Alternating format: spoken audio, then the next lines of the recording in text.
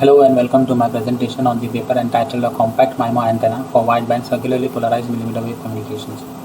Just to give you my background, I received the Master of Engineering degree in Electronics and Telecommunication from the University of Mumbai, and I have worked as an in-building solution engineer with Vedang Cellular Services in Mumbai. Currently, I am working towards the Doctor of Philosophy degree in Antenna and Propagation with University Science Malaysia. And my research work is supported by the Malaysian Ministry of Higher Education under Fundamental Research Grant Scheme. Moving ahead, the presentation is organized in this particular fashion. The first two chapters deals with the fundamentals of 5G, microstrip, MIMO and the typical parameters of antenna. From the third chapter onwards, we'll start discussing about the proposed antenna, its geometrical description, parametric study and the radiation characteristics. In chapter 6, we'll compare the proposed antenna with the recent state-of-the-art designs.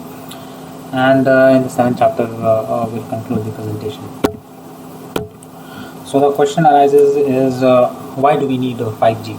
And the answer to this question is the rapid increase in smartphone users as well as the mobile data traffic are creating challenges for wireless carriers to achieve an improved channel capacity and large bandwidth. Now, not only that, in the forthcoming decade, the existing and envisioned mobile applications will require data rates simply impracticable with a long-term evolution standard. So, the fifth generation of network are expected to overcome these shortcomings and deliver high-quality multimedia services. And the fifth generation of network are expected to utilize the millimeter wave frequency band, and the proposed antenna is expected to operate in the 37 GHz frequency band, which is applicable in the United States and Mexico. Moving ahead, antennas are considered as vital components in wireless communication because they have the ability to transmit and receive electromagnetic waves. So figure 3 shows the typical structure of a microstrip antenna system, which comprises of a dielectric substrate with metal patch or metal elements are printed on the top and the bottom side, and when the metal elements are excited, they produce or generate electromagnetic radiations. Microstrip antennas are generally preferred because of their advantages of easily incorporation into electronic circuits, and the fabrication process is also much easier. However, they suffer from a few disadvantages like large ohmic losses, low efficiency or low gain and narrow bandwidth. So another important technique is the MIMO technology. MIMO is basically a short form for multiple input, multiple output. So now, considering the scenario of urban and indoor environments, there is no clear line of sight between the transmitter and the receiver. Instead, the signal is reflected along the multiple paths before finally being received. So talking about this is the transmitter and the receiver, and the signal gets reflected because of the structures which comes in between, like maybe the vehicles or trees or buildings or something like that. And each of these bounces can introduce phase shifts, time delays, attenuations and distortions, and that can destructively interfere with one another and at the aperture of the receiving antenna. So MIMO technology basically employs multiple transmit antennas generating multiple input signals, and it has multiple receiving antennas resulting in multiple output signals over an individual radio path to improve the quality and reliability of a wireless link. Now, in order to understand the performance of antennas, a few basic properties need to be established first. So this section basically provides a short introduction to some of the most significant of them. So first one is the scattering parameters, which is basically used to measure the traveling waves, and they describe the input and output relationship between two ports. Now, if you see S21, it basically represents the power transferred from port 1. This is port 1, A1 is the port 1 to port 2. So basically S21 represents the power transferred from port 1 to port 2, and S11 represents how much power is reflected from the antenna. So these are the two conditions, and when S11 is 0 dB, it implies that the radiated power is 0%, and when S11 is equal to minus 10 dB, means that the radiated power is 90%. Second important parameter is the radiation pattern, which basically describes the spatial distribution of the electromagnetic far field generated by the antenna. Usually, the spherical coordinate system shown in this figure is preferred to analyze the power density, field strength, or polarization of the radiated field. Now, where this theta denotes the elevation angle, or you can say that the vertical angle, and phi denotes the azimuth plane of the horizontal plane. So generally, the radiation pattern of the antenna is measured in this direction, phi equal to 0 and phi equal to 90 degree. Another important parameter is the polarization of an antenna, which describes the vector characteristic of the generated fields. And circular polarization is usually adopted to radiate energy in a horizontal as well as vertical planes. So basically, this is the vertical plane and the horizontal plane. And if the antenna is a circularly polarized antenna, it will radiate in both these planes along with every plane in between the two. And this will basically create a complete revolution in one single wavelength. So, however, there are two directions of propagation that come with circular polarization. So you can understand with the help of figure 9. Which has RHCP, which indicates right hand circular polarization, which follows a clockwise pattern, and the other one is the left hand circular polarization, which follows a counterclockwise pattern. So moving ahead, the diversity parameters are are few other parameters which is necessary to be evaluated in order to check the performance of an antenna. So first one is the radiation efficiency, which is basically the ratio of the radiated power to the input power of the antenna. Second parameter is the antenna gain, which describes how well the antenna converts input power into radio waves.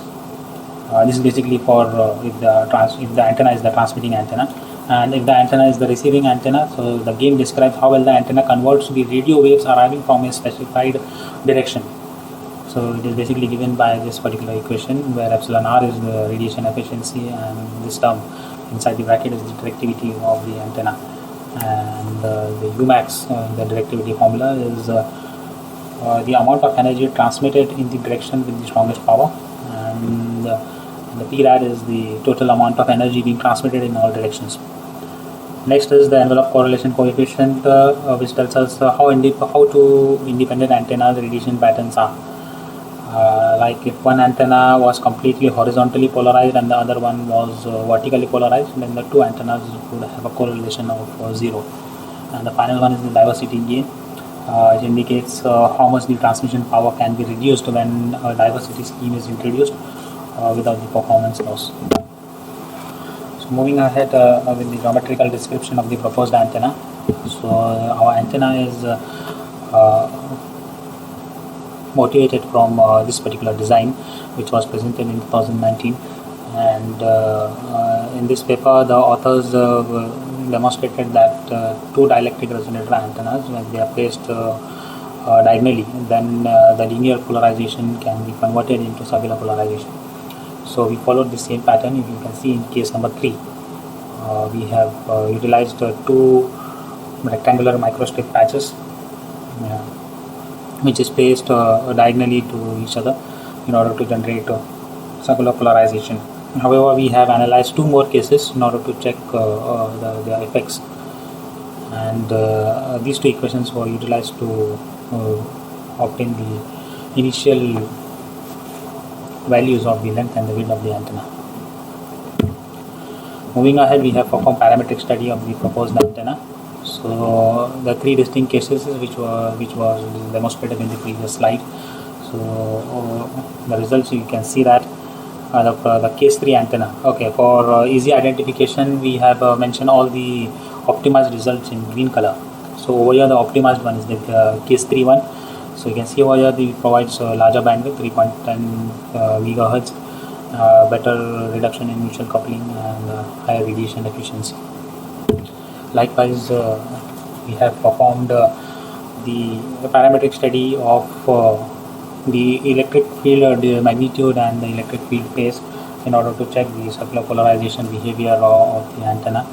and you can notice that there's a difference between in all the cases, and these differences were attributable to the distance between the two radiators, as the mutual coupling increases with nearby placement of the radiators, and vice versa.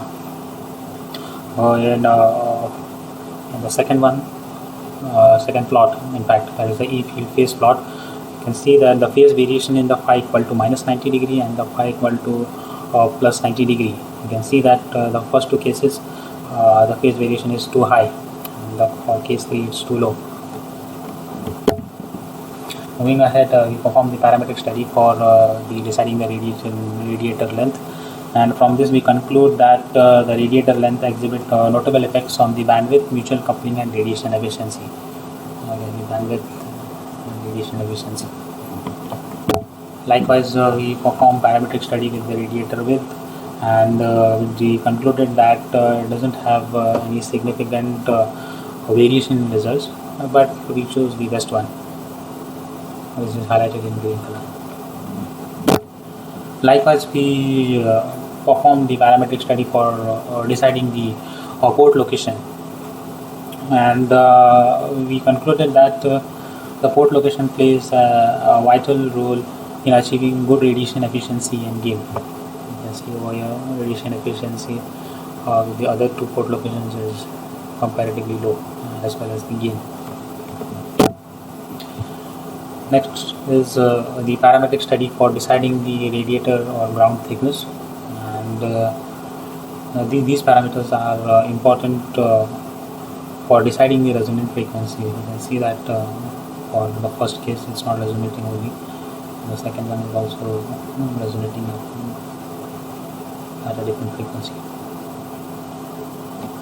Similarly, the substrate thickness is also an important part in deciding the resonant frequency. You can see that the other two cases, case 1 and 2, the antenna is working at different frequencies.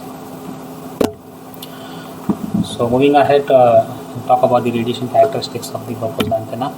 Okay, so this is the E field distribution of the proposed antenna. You can see that this light blue color, and this one is the radiator 1. So we have excited, when you excite the radiator 1, so the fields can be seen in this particular direction, and at phi equal to 0 degree, for phi equal to 90 degree, the electric fields have changed their direction.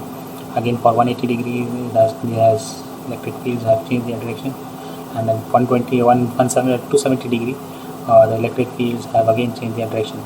So you can conclude that the circular polarization behavior was observed for the proposed antenna. So this is the surface current distribution. Like this one is radiator 1 is excited over here, and you can see that this thing, dark blue color, so very less amount of current has been transferred from antenna 1 to 2, and even the green one is less amount. Likewise, when radiator 2 is excited, you can see that dark blue color, very less amount has been transferred to radiator 1, and the blue one also, very small amount. So this is basically like, you can say that air substrate was responsible for controlling the mutual coupling between the antennas. So this is the radiation pattern of the proposed antenna. You can see that nearly omnidirectional pattern was observed.